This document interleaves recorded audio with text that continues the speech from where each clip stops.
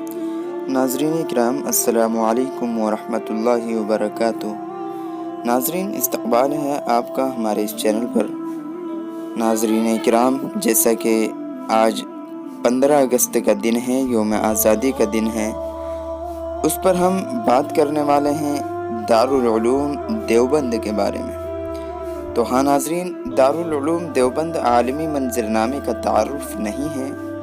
یہ مشہور ادارہ جو اسلامی تربیت کے لیے پوری دنیا میں اپنی شہرت بلند کر رہا ہے، 30 مئی 1866 کو قائم کیا گیا تھا۔ دارالعلوم دیوبند جو تقریباً 100 سالوں سے دین و اسلام کی روشنی سے پوری دنیا کو پامال کر رہا ہے۔ اس کی بنیاد حضرت حاجی عابد حسین اور مولانا قاسم نانوتوی نے جھوپڑی کی مسجد میں انار کے ایک چھوٹے درخت کے نیچے رکھی تھی۔ اسلامی عربی کی بنیاد رکھی اس چھوٹے مکتب نے وٹ کے درخت کی شکل اختیار کر لی اور اب پوری دنیا اس ادارے کو دارالعلوم دیوبند کے نام سے جانتی ہے۔ ہاں ناظرین، اس مدرسے نے یہاں سے اسلامی دیوبندی کے نظریے کو آگے بڑھایا۔ دارالعلوم ملک کی آزادی کے لیے ایک اہم شراکت دار ہے۔ دارالعلوم دیوبند نے ایک دینی تعلیمی ادارہ ہونے کے ساتھ ساتھ اس کے رحم میں بھی ملک کی آزادی کی ایک طویل مہم چلائی ہے۔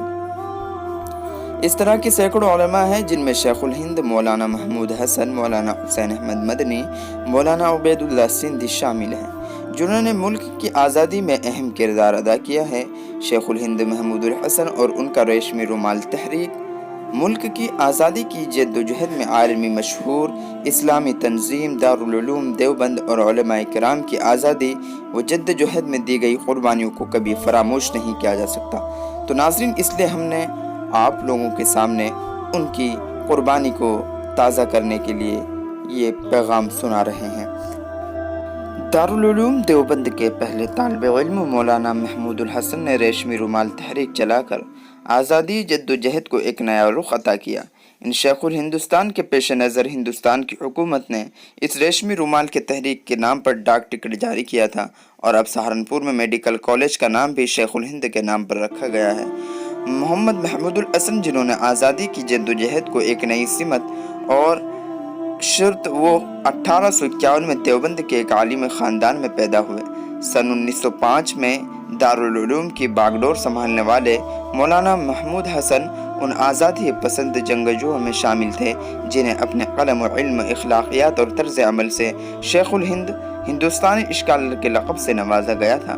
عظیم انقلابی مولانا شیخ الہند ملک کو آزاد کرانے کے لیے ریشمی رومال کی تحریک چلائی، جو ہندوستان کو آزاد کروانے کے لیے بین الاقوامی سطح پر شروع کی جانے والی پہلی انقلابی تحریک تھی۔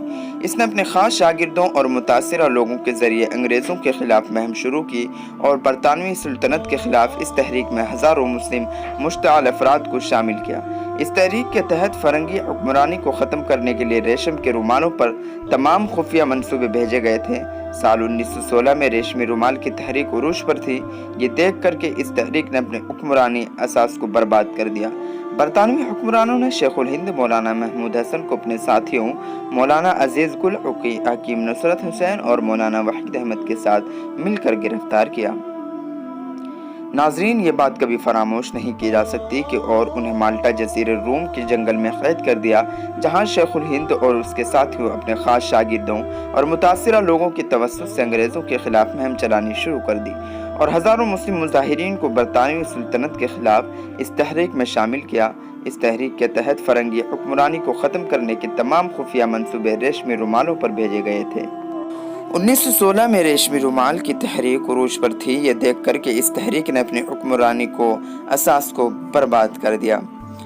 ناظرین، کئی ساتھیوں نے مالٹا جیل میں حضرت شیخ الہند کے ساتھ مشقت برداشت کی ہے۔ بہت ہی انہوں نے جیل میں رہ کر اس نے 4 سال تک بامشکلات جیل کا درد برداشت کیا۔ ناظرین، یہ دارالعلوم دیوبند کے شیخ الہند حضرت مولانا محمود الحسن صاحب دیوبندی کے توسط سے ایک مضمون آپ لوگوں کے سامنے رکھا۔ تو ناظرین، اس کو زیادہ سے زیادہ شیئر کیا جائے، کیونکہ آج 15 اگست کا دن ہے، یعنی یوم آزادی کا دن ہے، تو اس پر لوگوں کی یاد تازہ کر دی جائے۔